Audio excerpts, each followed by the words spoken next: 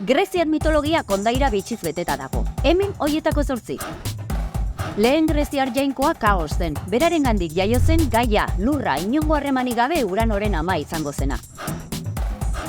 Uranoren seme Kronosek barrabilak moztu zizkion igitai batekin eta itsasora bota zituen.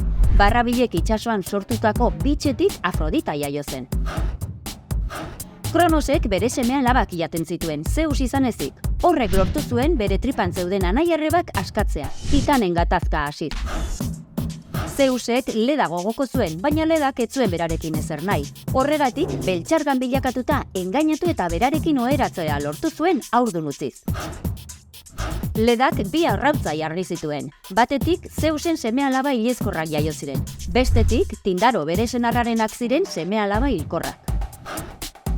Era, Zeusen arreba eta emaztea, Ode bilakatu zen eta Isionek ernaldu zuen. Hortik Zentauro jaio zen, Zeusen haserrerako. Jaiotza bitxiz ari garela, Dionisio Zeusen hankatik jaio zen. Bertan josi baitzuen jainkoak semele ama eta maitalea, haurdun zegoela nahi gabe hil ondoren. Greziar mitologiako azken aroari heroien aroa deitzen zaio. Hor agertzen dira Herkules, Argonautak edo Troiako gerra.